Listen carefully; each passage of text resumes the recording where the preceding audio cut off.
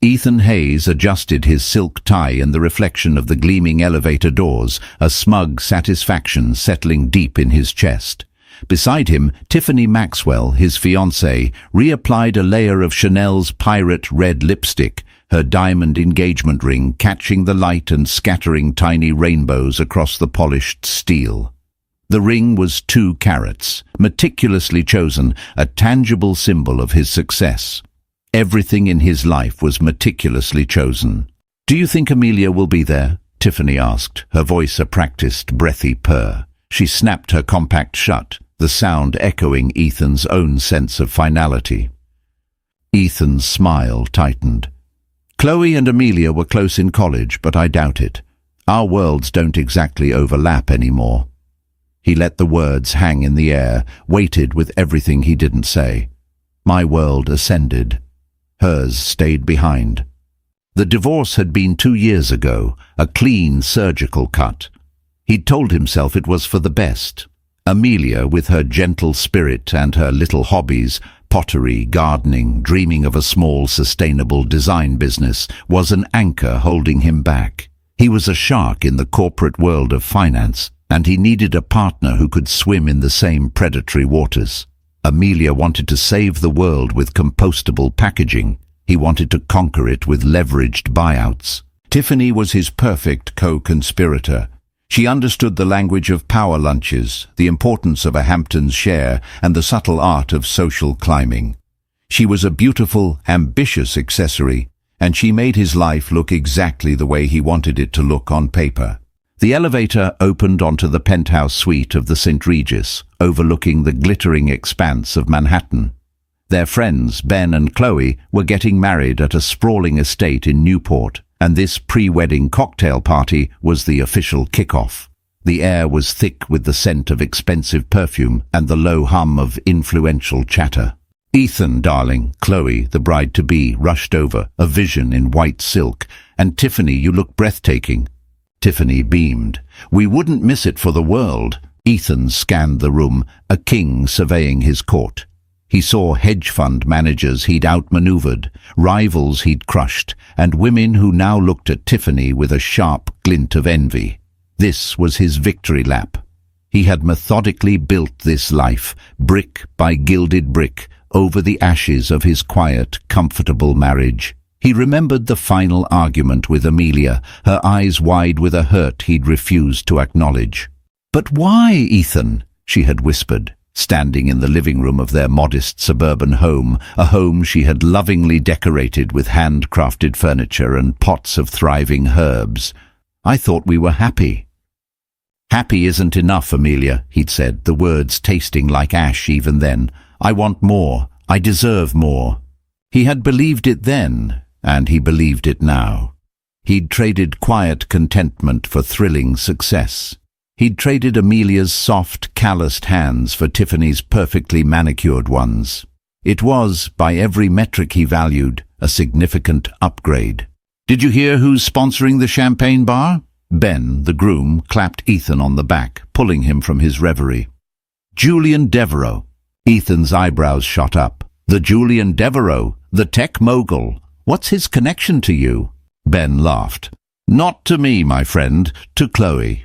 Apparently he's a close friend of one of her old college buddies, a major investor in her friend's new company. He's a surprisingly down-to-earth guy for someone who could buy this entire city block with his pocket change."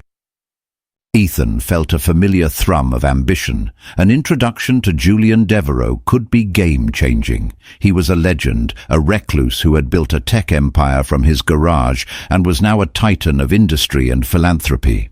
"Which friend?" Tiffany asked, her eyes already scanning the room, no doubt calculating the potential social capital. "Amelia," Ben said casually, taking a sip of his drink. "Amelia Hayes. You remember her, right, Ethan?" The name hit Ethan with the force of a physical blow. The air in the room suddenly felt thin, the celebratory chatter fading to a dull roar in his ears. He turned to Ben, his carefully constructed composure threatening to crack. "Amelia? My Amelia?" "Yeah, man, she's here. Somewhere." Ben gestured vaguely towards the crowded terrace. "Chloe said she's doing incredibly well. started some eco-design firm that's apparently taking the world by storm. Devereaux is her primary backer. Crazy, right? Ethan's heart hammered against his ribs. It wasn't possible. Amelia, the woman who cried when a plant died, the woman who thought a successful weekend was perfecting a sourdough starter, was mingling with billionaires. The floor seemed to tilt beneath his feet. Tiffany squeezed his arm, her nails digging in slightly. "Well, isn't that quaint?" she said, her voice dripping with condescension. "Good for her, finding a rich benefactor." But Ethan wasn't listening. He was staring at the doors to the terrace, a cold dread coiling in his stomach. He had written the final chapter of their story himself, casting her as the forgotten, heartbroken wife. It had never occurred to him that she might have started a whole new book without him, and from the sound of it, her new story was a bestseller. The Newport estate was a monument to old money, a sprawling Gilded Age mansion with manicured lawns that rolled down to meet the churning Atlantic. The air was crisp and salty, a stark contrast to the stifling atmosphere of the Manhattan penthouse. Yet for Ethan, the feeling of suffocation had only intensified. He had spent the entire night replaying Ben's words, each syllable a small, sharp jab at his ego. Tiffany, sensing his distraction, had become increasingly possessive, her hand a constant branding presence on his arm. "Stop thinking about her," she'd hissed in the car on the way over. "This is our weekend. We're the power couple here, remember?" He remembered. It was the role he had written for them. But now the script felt flimsy, the lines hollow. As they walked towards the grand ballroom where the ceremony was to be held, Ethan couldn't stop scanning the impeccably dressed crowd. He was looking for a ghost, the ghost of the woman he thought he knew. He expected to see her looking lost, perhaps a little weathered, a woman out of her depth in a world of such opulence. And then he saw her. She was standing near a large marble fountain talking to the bride's mother. She wasn't lost, she was luminous. The years since their divorce had not weathered her. They had refined her. Her hair, which she used to tie back in a simple, practical ponytail, now fell in soft, elegant waves around her shoulders. She wore a deep, emerald green dress that clung to her figure in a way that was both sophisticated and undeniably alluring. It was a color she'd never worn when they were together, claiming it was too bold. But the most profound change was in her posture. The slight, apologetic slump he had never noticed until it was gone was replaced by a straight-backed, easy confidence.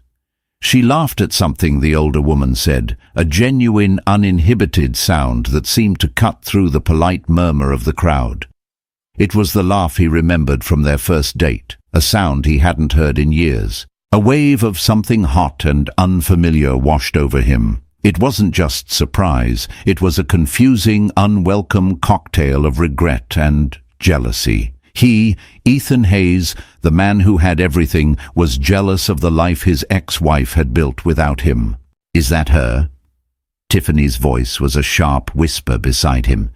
He could feel her assessing Amelia from head to toe, her eyes lingering on the simple but clearly expensive cut of the dress, the single, elegant pearl earring, the radiant glow of her skin. "The dress is nice, for her." The faint praise was a sharper insult than any overt criticism. It was Tiffany's way of re-establishing the hierarchy, but the barb missed its mark. Ethan was too transfixed. Amelia turned then, her eyes sweeping across the garden, and for a heart-stopping second they met his. There was no flicker of pain, no hint of longing, just a brief, polite moment of recognition, followed by a small, almost imperceptible nod. Then she turned back to her conversation as if he were just another guest, a stranger in a well-tailored suit. That casual dismissal stung more than any tearful confrontation ever could have. He had expected to be a looming presence in her life, a painful memory she couldn't shake. Instead, he felt like a footnote she had barely bothered to read. "Let's go get a drink," he said abruptly, pulling Tiffany towards the outdoor bar. He needed the familiar burn of scotch to steady his nerves. As the bartender poured his drink, he watched her from across the lawn. She was now talking to a distinguished-looking man with silvering hair and a calm, commanding presence. The man listened intently, his focus entirely on her, a small, fond smile playing on his lips. He touched her elbow gently, a gesture of easy intimacy, and she leaned into him, her body language speaking of trust and comfort. Who was that? An associate? A friend? The question gnawed at him. She certainly cleaned up well, Tiffany commented, sipping her champagne. I suppose having a billionaire on your arm will do that for a girl. Ethan choked on his scotch. What did you say? Tiffany rolled her eyes, a gesture of impatient superiority. Oh, please, Ethan, don't be naive. I had my assistant do a little digging this morning. Her company, Verdant Living, is a darling of the sustainability sector. And her primary investor, the man who sits on her board and owns 40% of the company, is none other than Julian Devereaux. They've been seen at several charity galas together. The society pages are calling them the eco-power couple. She took another delicate sip. It seems your little homemaker learned how to play the game after all. Ethan's knuckles were white where he gripped his glass. He looked back at Amelia and the silver-haired man. He was watching them with a new, horrifying clarity. The man's suit was impeccably tailored but understated. His watch was a Patek Philippe, but not a flashy model. He exuded a quiet power that dwarfed Ethan's own performative success. This was him. This was Julian Devereaux. And he wasn't just her benefactor. The way he looked at her, the way she smiled at him, it was a language Ethan knew intimately, a language he and Amelia had once spoken fluently before he had forgotten how. He was looking at Amelia and her new husband. The wedding ceremony was a beautiful affair, held in a rose garden overlooking the ocean. The scent of salt and roses mingled in the air as Chloe and Ben exchanged their vows. Ethan stood beside Tiffany, a hollow man in a bespoke suit. He could feel the weight of Tiffany's stare, her sharp, analytical gaze boring into the side of his head. She wasn't just his fiancée anymore. She was his warden, silently daring him to show a single crack in his facade. He couldn't focus on the vows. His mind was a maelstrom, replaying the image of Amelia with Julian Devereaux. It was one thing to hear that she was successful. It was another entirely to witness it, to see the living, breathing proof that her world had not ended with his departure. In fact, her real life seemed to have begun right at the point he'd declared theirs over. The officiant, a warm, charismatic woman, was personalizing the ceremony. Chloe and Ben are so grateful to have all of you here, the people who have shaped them. They want to give a special thanks to their mentors, the people who have guided them not just in their careers, but in love. Ethan's stomach clenched. Ben, of course, has his father to thank. And Chloe, the officiant beamed, turning towards the front row, wants to acknowledge a woman whose resilience and vision have been a profound inspiration to her. A woman who, after facing her own crossroads, built a new path not just for herself, but for a more sustainable future. We are so honored to have her and her husband with us today. Please join me in celebrating Amelia Hayes and Mr. Julian Devereaux. A ripple of polite, appreciative applause went through the crowd. Heads turned. Ethan felt hundreds of eyes on him, or maybe it was just his own paranoia. He watched as Amelia, seated in the front row, gave a small, humble smile, while Julian placed a hand over hers, his pride in her evident to anyone who looked. The name spoken aloud in this public forum was a death knell to the narrative Ethan had so carefully crafted. Amelia Hayes and Mr. Julian Devereaux. It wasn't just a business arrangement. The officiant had said, husband. The word echoed in the cavernous space of Ethan's skull. Husband. Tiffany's grip on his arm was like a vice. Smile, she breathed, her voice a low, dangerous command. Everyone is looking. He forced his lips into a semblance of a smile. It felt like stretching cold clay. He was an actor in a play he hadn't auditioned for, and he had just forgotten all his lines. He saw it all now, the quiet confidence, the expensive but understated dress, the presence in the front row. It wasn't a fluke. It wasn't a lucky break. This was her life. The rest of the ceremony passed in a blur. He registered the exchange of rings, the kiss, the triumphant recessional, but it all felt like it was happening behind a thick pane of glass. His reality had been reduced to a single, searing fact. Amelia was married to a billionaire, a man whose net worth was so vast. Ethan's own considerable wealth was like a child's piggy bank in comparison. A man known not just for his fortune, but for his intellect, his foresight, his quiet philanthropy. He hadn't just been replaced, he had been rendered utterly and completely insignificant. At the cocktail hour that followed, the atmosphere was jubilant. Waiters circulated with trays of champagne and ludicrously intricate canapes. Ethan felt a desperate need to escape, but Tiffany was already steering him towards a small group of people. "That's Marcus Thorne," she whispered, her eyes gleaming with ambition. "He runs the acquisitions department at Sterling Cooper. You need to talk to him." For the first time, the prospect of networking, of climbing another rung on the ladder, felt nauseatingly pointless. What was the point of his little kingdom when a true emperor was in the room? But he played his part, shaking hands with Marcus, exchanging pleasantries, his voice sounding distant and foreign to his own ears. His eyes kept drifting, searching for the emerald green dress. He found her near the raw bar, laughing with a small group of people. Julian was by her side, his arm resting lightly on the small of her back. He wasn't showing her off like a trophy, the way Ethan so often did with Tiffany. He was simply with her, a quiet, unshakable unit. Ethan excused himself from the conversation with Marcus Thorne, ignoring Tiffany's furious glare. He walked to the bar and ordered another scotch. Neat. As he brought the glass to his lips, he caught his own reflection in the mirror behind the bar. He saw a man who looked successful, confident, in control. But it was a lie. He was a fraud. His entire life was a carefully curated illusion of victory, and the one person who was supposed to be his vanquished foe had just exposed it all without saying a single word. The truth was a bitter pill. He hadn't left Amelia because she was holding him back. He had left her because he had been too small to see the size of her dreams. The seating chart at a wedding reception is a masterclass in social engineering, a delicate web of alliances, old flames, and potential business deals. When Ethan and Tiffany found their table, a small, elegant card bearing their names, Ethan's blood ran cold.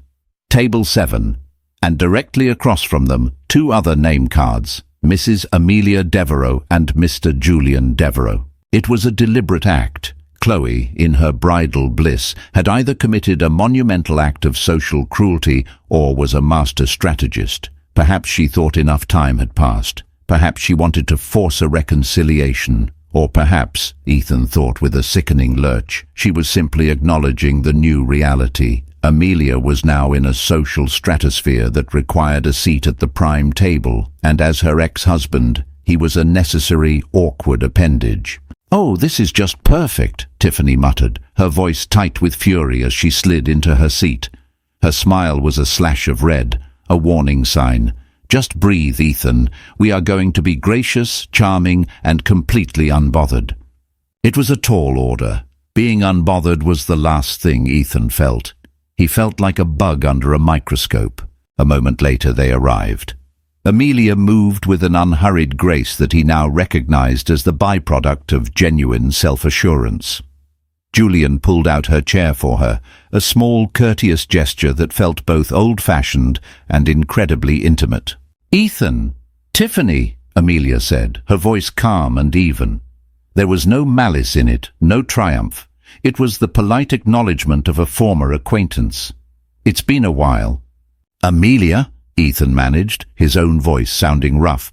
"You look, well." It was the understatement of the century. She looked magnificent. "Congratulations on your engagement," she added, nodding towards Tiffany's ring. Tiffany, seizing the opportunity to flaunt, held up her hand. "Thank you. Ethan has impeccable taste." The implication was clear. He chose this. He chose me. Julian extended a hand across the table to Ethan. His grip was firm, his eyes a startlingly clear blue. They were intelligent, discerning eyes that seemed to see right through Ethan's expensive suit and into the hollow space beneath. Julian Devereux, it's a pleasure to finally meet you.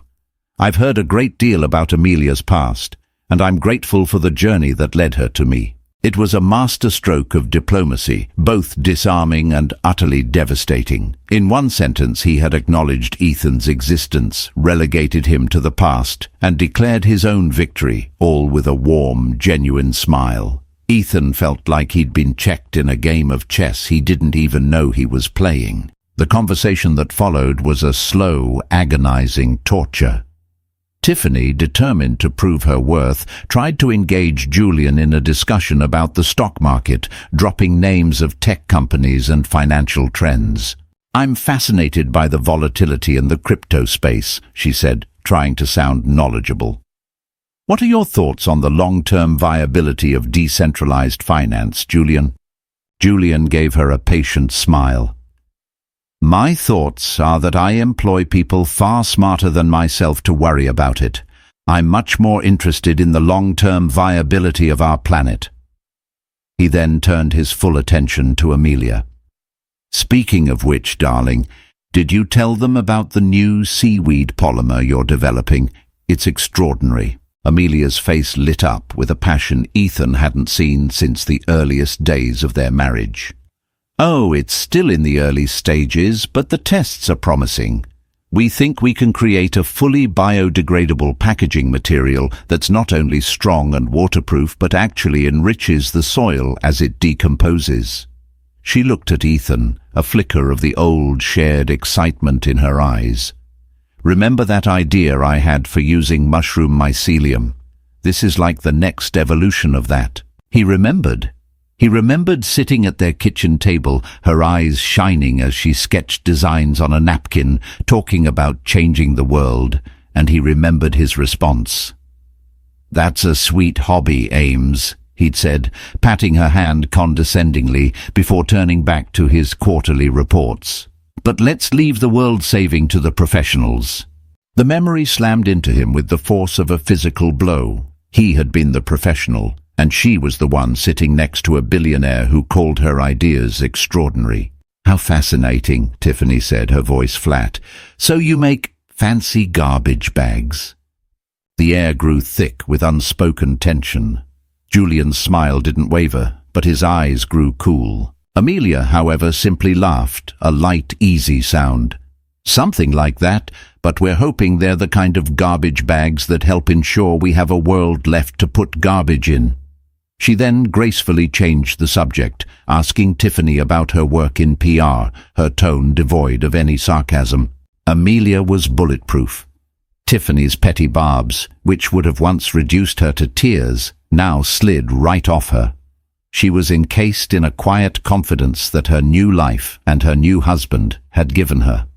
Ethan felt a desperate primal urge to reclaim some semblance of his old power. "So, Julian," he said, leaning forward, "I'm in finance, Hayes Capital. We've been making some aggressive moves in the tech acquisition space. I'm sure you understand the value of a hostile takeover when a company is underperforming." He wanted to sound like a peer, a fellow predator, but the words came out sounding brutish and clumsy. Julian took a slow sip of wine, his gaze unwavering. "I do understand it," he said, his voice soft but edged with steel. "I also understand the value of building things up rather than tearing them down. It tends to yield a better return in the long run, in business and in life." The final words were aimed directly at Ethan's heart. It was a clean shot, delivered with surgical precision. The rest of the dinner passed in a haze of polite, meaningless chatter, but the lines had been drawn. Ethan and Tiffany, with their talk of acquisitions and volatility, were the demolition crew. Amelia and Julian were the architects, building a new, better world. And Ethan was beginning to understand, with horrifying clarity, which side he had chosen and all that he had destroyed in the process. The wedding band was loud, playing a generic but danceable set of pop hits. The dance floor was a swirl of pastel silks and dark suits. Tiffany, ever the performer, was in her element.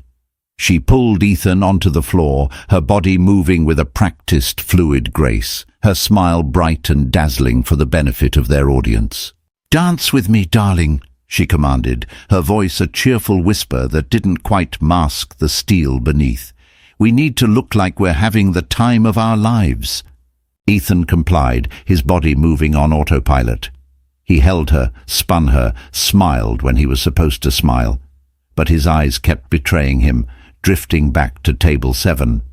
Amelia and Julian weren't dancing. They were sitting close together, deep in a quiet conversation, their heads bent towards each other. Occasionally, Julian would laugh, a deep, rumbling sound, and Amelia would touch his arm. They were in their own world, an impenetrable bubble of shared intimacy that a crowded dance floor couldn't touch.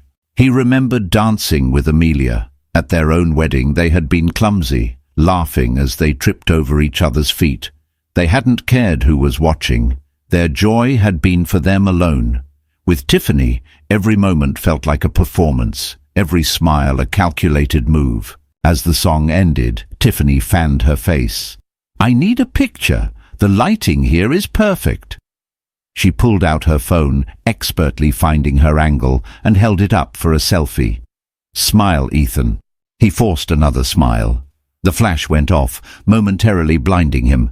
Tiffany immediately began tapping at the screen, her brow furrowed in concentration. "The caption has to be perfect," she murmured, more to herself than to him. "Celebrating love with my love." No, too cliché. "The future Mr. and Mrs. Hayes." Yes, that's better. Assertive. Ethan watched her, a sudden jarring sense of detachment washing over him. He saw her not as his fiancée, but as a stranger obsessed with crafting a narrative. Their entire relationship was a series of carefully curated photos, witty captions, and strategic social appearances. It was a brand, not a bond. He excused himself, needing air. He walked out onto one of the stone terraces, the cool night air a welcome relief. The sound of the ocean, a steady rhythmic crash, was a soothing counterpoint to the chaos in his head. He overheard 2 women talking near the balustrade. He recognized one as a prominent art dealer from New York. "And her company is truly revolutionary," the art dealer was saying. "Amelia Devereaux is the real deal. She has more integrity and vision in her little finger than most of the CEOs I know." "I heard her ex-husband is here," the other woman said in a conspiratorial whisper. "The finance guy. Can you imagine being the man who let that woman go? And for what? That little PR girl who's been posting selfies all night." The words were like daggers in his back. He slipped away before they could see him, his face burning with a shame so intense it was almost physical. He retreated to a quieter part of the estate, a small, secluded garden lit by fairy lights. He needed to think, to process the utter demolition of his reality. Everything he had defined as success, his wealth, his career, his beautiful fiancée, now felt like cheap imitation gold. He had strived for the appearance of a perfect life, while Amelia had quietly gone and built a real one. His phone buzzed. It was Tiffany. "Where are you? People are noticing." Another buzz. "Marcus Thorne was asking for you. You're embarrassing me." And another. "Ethan, get back here, now." He ignored the messages, sinking onto a cold stone bench. He thought about Amelia's business, Verdant Living. He remembered her excitement, her late nights sketching ideas, her belief that she could make a difference. He had called it a hobby, a distraction. He had starved her dreams of the one thing they needed to grow, his belief in her, and now another man was watering them, and they were flourishing into a forest. The sound of footsteps on the gravel path made him look up. It was Tiffany, her face a mask of cold fury. "There you are," she hissed, her voice low and venomous. "What do you think you're doing? Hiding in the bushes like a child? You are ruining everything." "I just needed some air, Tiffany," he said, his voice weary. "Don't lie to me," she snapped. This is about her, isn't it? You're humiliated. I can see it on your face. You can't stand that your mousy little ex-wife managed to land a bigger fish than you did." Her words, so blunt and transactional, struck a nerve. "Is that all this is to you, Tiffany? A competition? Who landed the bigger fish?" "Of course it is," she said, her voice rising. "That's what it's always been. We won, Ethan. We have the better life, the better future. Why are you letting her get to you? She's nothing. She just got lucky." But he knew, with a certainty that chilled him to the bone, that it wasn't luck. It was worth. Amelia had an intrinsic worth that he had been too blind to see, and Julian Devereux, a man who could have anyone or anything in the world, had seen it clear as day. "Maybe we didn't win," he said quietly, the thought taking shape as he spoke it. "Maybe we just chose a different prize." Tiffany stared at him, her perfectly painted lips parted in disbelief. "What is that supposed to mean?" "It means I'm tired, Tiffany," he said, looking not at her, but at the distant, indifferent stars. "I'm tired of the performance, of the captions and the pictures, and the constant, exhausting effort of it all."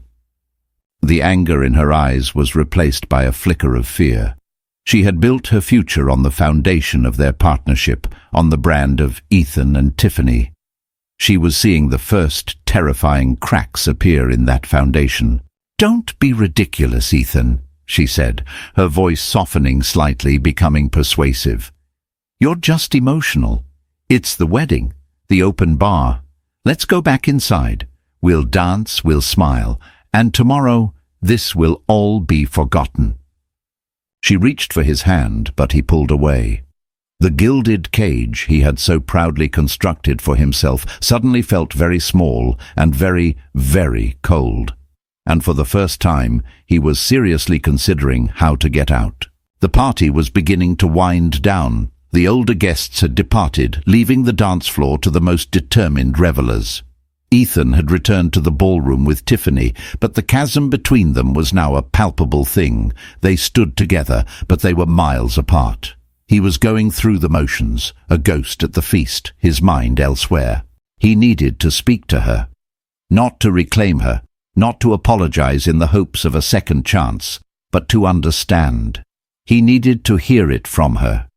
He needed to know how the quiet, unassuming woman he had married had transformed into this powerhouse of grace and success. He saw his chance when Julian was pulled away by the groom for a final celebratory cigar on the veranda. Amelia remained at the table, sipping a glass of water, a small, serene smile on her face as she watched the last of the dancers. "I'll be right back," he told Tiffany, his voice leaving no room for argument. He walked over to the table, his heart pounding a nervous rhythm against his ribs. He felt like a boy approaching his first crush, clumsy and uncertain.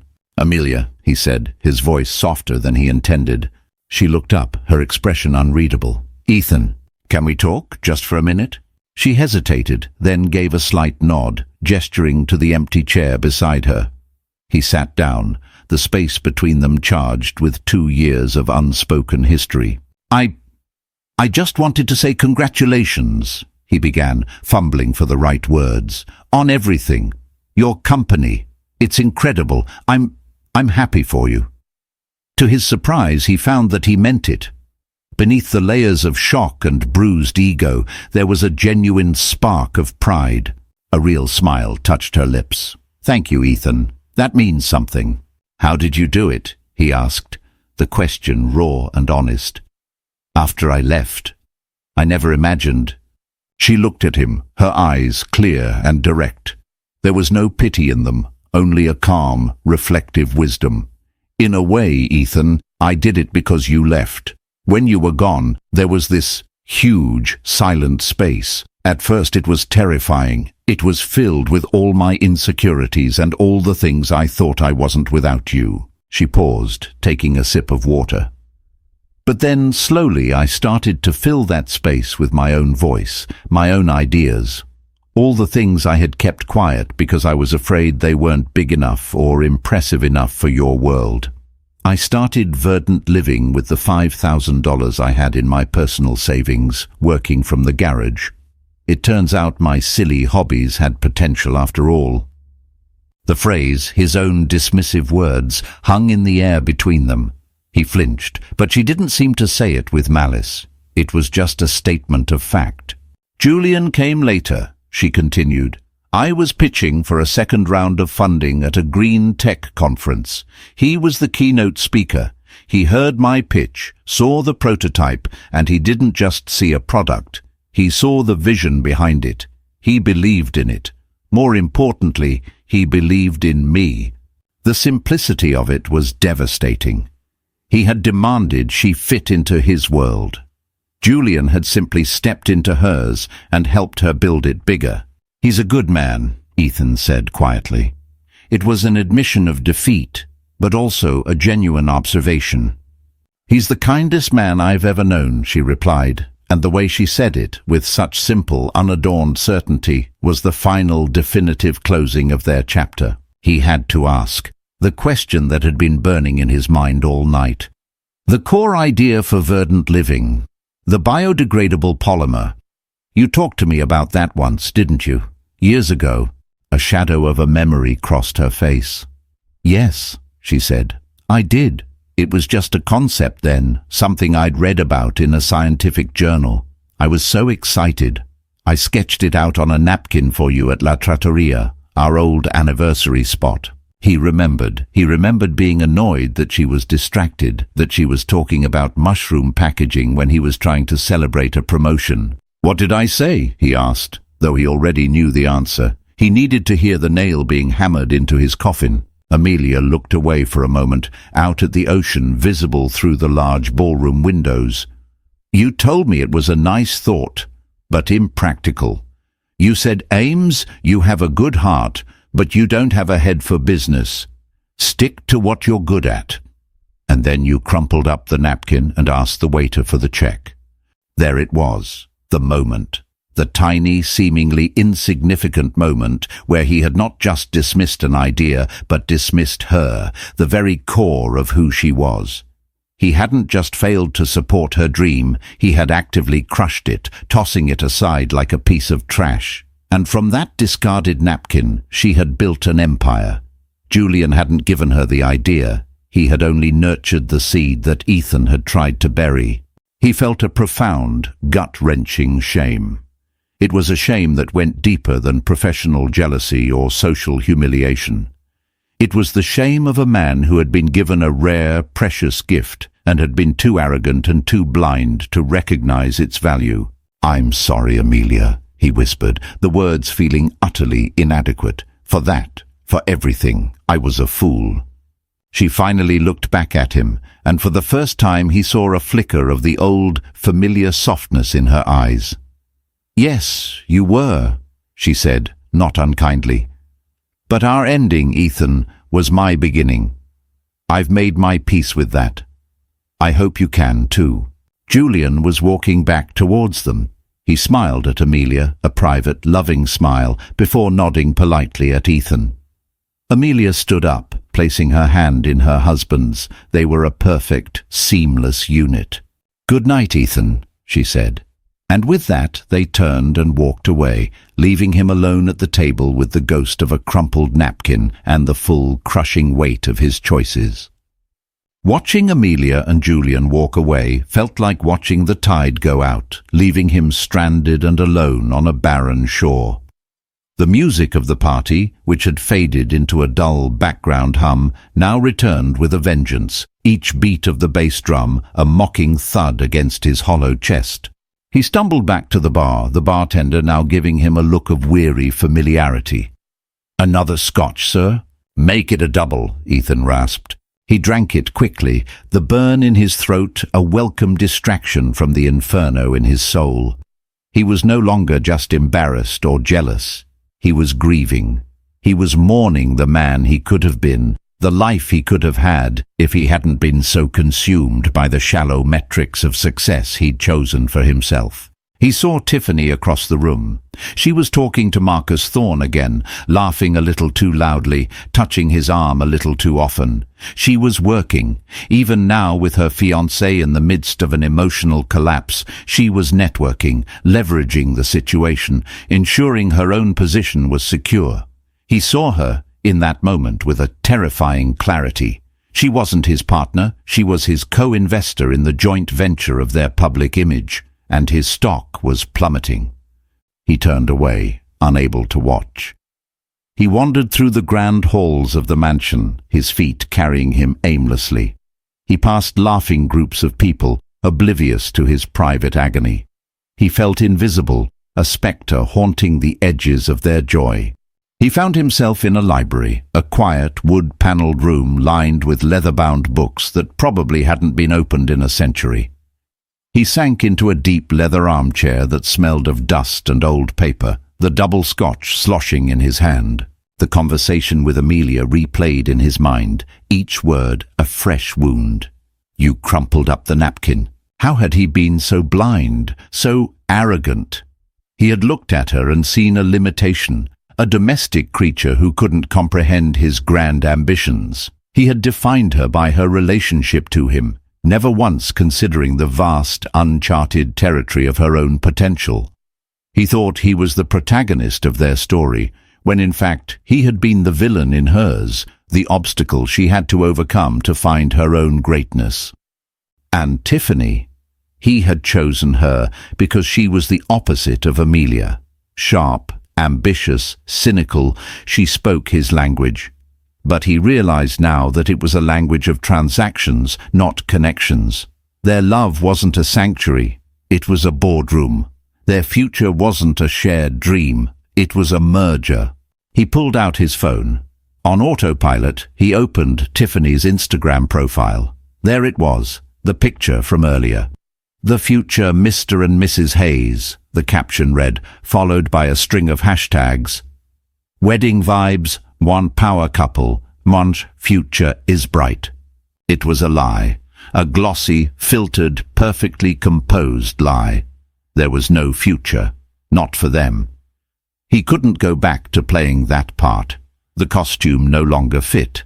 The man in that picture, smiling vacantly next to a woman showcasing a diamond ring, was a stranger to him now. He thought of Julian Devereux.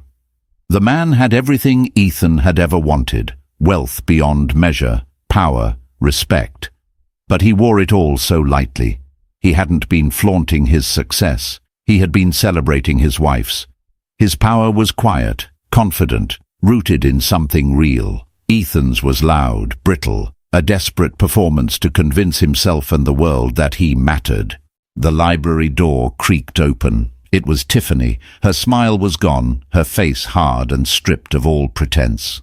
There you are, she said, her voice cold. Hiding, again. I'm not hiding, Tiffany, I'm thinking.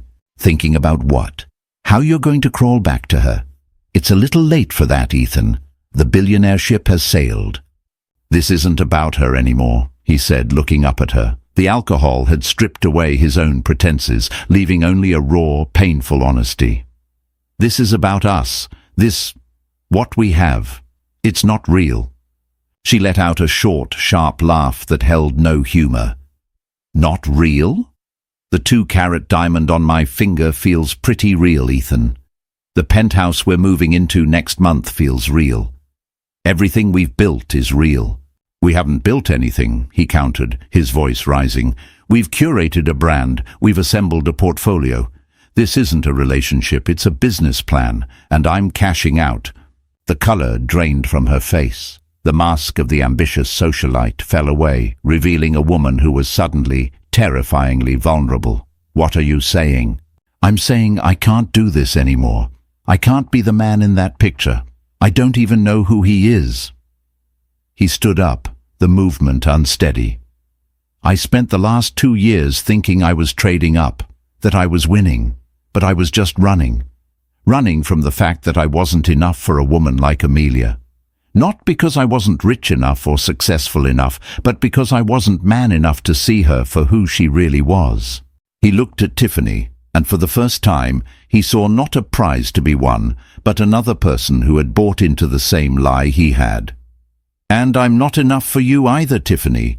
Not the man you want me to be. You don't want a partner, you want an asset, and this asset is depreciating fast." Tears welled in her eyes, tears of rage and frustration. "You're a fool, Ethan. You're throwing away everything for a ghost, for a memory." "No," he said, his voice finally steady. "I'm throwing away the ghost, the performance. For the first time in a long time, I want something real." He walked past her, out of the library, and out of the life he had so carefully and so mistakenly constructed. The party was over. The long night of his reckoning had just begun. The drive back to New York was a silent 4-hour ordeal. The air in the car was thick with unspoken accusations and the death of a future. Tiffany stared out her window, a single angry tear tracing a path through her perfect makeup. Ethan just drove, his hands gripping the steering wheel, his gaze fixed on the endless stretch of highway ahead. There was nothing left to say. They had already said it all in the library. They parted ways at the entrance to their apartment building, the one he would now be leaving. She slid the diamond ring off her finger and placed it on the empty passenger seat without a word. The gesture was cold, final, and transactional. The end of a deal. The next few weeks were a blur of logistics and introspection. Ethan moved out, finding a smaller, simpler apartment downtown. He put his penthouse up for sale. He went to work, but the thrill of the trading floor, the adrenaline of a hostile takeover, it was all gone.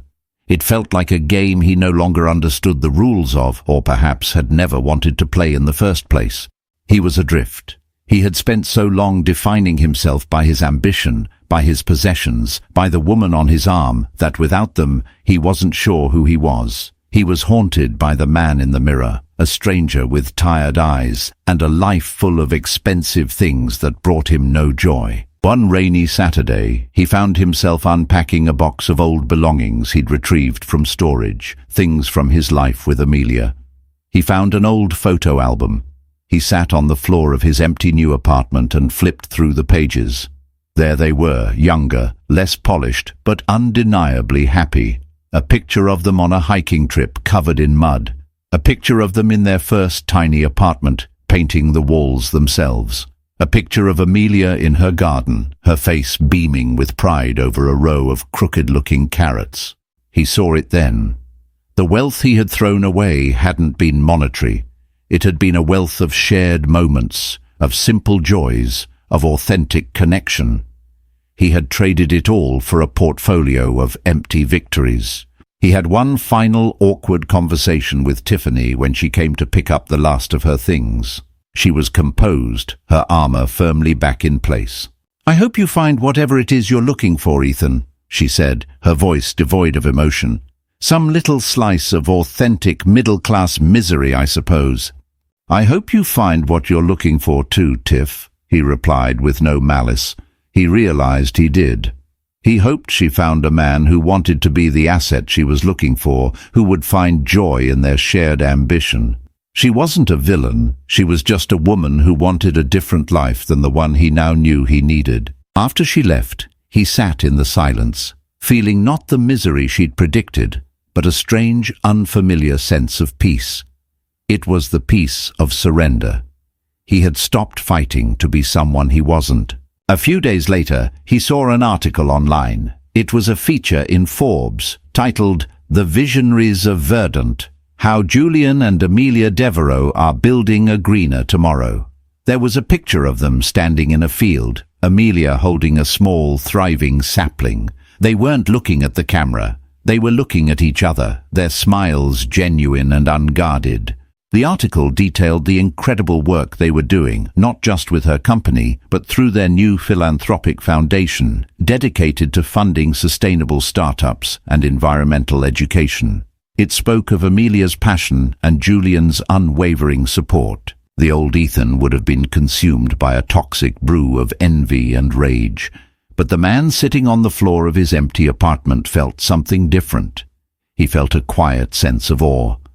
And he smiled. It was a real smile, not for a camera, not for an audience, but for himself. He was genuinely happy for her. Her success no longer felt like a reflection of his failure. It was simply her story, a story he was privileged to have once been a small part of. He closed the laptop. The wedding in Newport had been a funeral, the death of his ego, the death of his illusions, and now, in the quiet aftermath, something new was beginning to grow. He didn't know what his future looked like. It wouldn't be as glossy or as grand as the one he had planned, but he knew, with a certainty that settled deep in his bones, that it would be his. It would be real. And for the first time in a very long time, that was more than enough. 6 months passed. The seasons turned, painting the city in the muted tones of late autumn. Ethan's life had been stripped down to its essentials. He'd sold the penthouse and the flashy sports car. He'd left his high-pressure job at Hayes Capital, taking a position at a smaller, more ethical investment firm that focused on socially responsible ventures. The pay was a fraction of what he used to make, but for the first time he didn't feel like he was selling his soul with every transaction. His new apartment was modest, but it had a small balcony. On it he had placed a few large pots. He'd spent a weekend at a local nursery, awkwardly asking questions about soil and drainage. He was trying to grow tomatoes. Most of the early attempts had withered, but one small plant was now stubbornly bearing tiny green fruit. He found an absurd amount of pride in it. He was rebuilding his life not from the top down, but from the ground up. He reconnected with old friends he had neglected during his relentless climb, the ones who knew him before the ambition had consumed him. He had coffee with his sister, who told him, "It's good to have my brother back. I didn't much care for that CEO you were pretending to be." He was learning to find joy not in acquisition, but in experience. The taste of a well-made coffee, the pleasure of a long run along the river, the satisfaction of helping a small, meaningful company get the funding it needed to grow. His world had become smaller, quieter, and infinitely more profound. One crisp November afternoon, he was walking through a farmer's market in Union Square, enjoying the vibrant chaos. He was buying a loaf of sourdough bread when he heard a familiar voice. "They're beautiful, aren't they?" He turned. It was Amelia. She was alone, dressed in simple jeans and a warm sweater, holding a canvas tote bag filled with fresh vegetables. For a heart-stopping moment, the world seemed to slow down. "Amelia," he said, his voice catching slightly. "Ethan," she smiled, a warm, easy smile that held no ghosts. "Fancy meeting you here." I live nearby now," he said, gesturing vaguely. Trying out the simple life. He meant it as a self-deprecating joke, but it was the truth. "It's not so simple, is it?" she said, her eyes twinkling. "It takes a lot more work to grow a carrot than to short a stock." He laughed, a genuine, unforced laugh. "You have no idea. I'm currently at war with aphids on my tomato plant." "Try a little neem oil," she suggested easily, "and talk to them. They like the attention."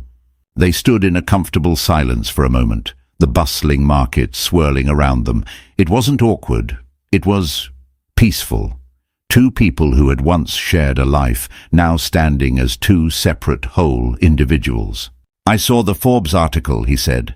"What you're doing is amazing, truly." "Thank you," she said. "It feels good. It feels like what I was always meant to be doing." She paused, her gaze thoughtful. "You look good, Ethan. You look calm." It was the highest compliment he could have received. Not successful, not powerful, not rich. Calm. "I'm getting there," he admitted. "It's a process, unlearning a lot of bad habits." "Life is a process," she agreed. "Julian is in town for a conference.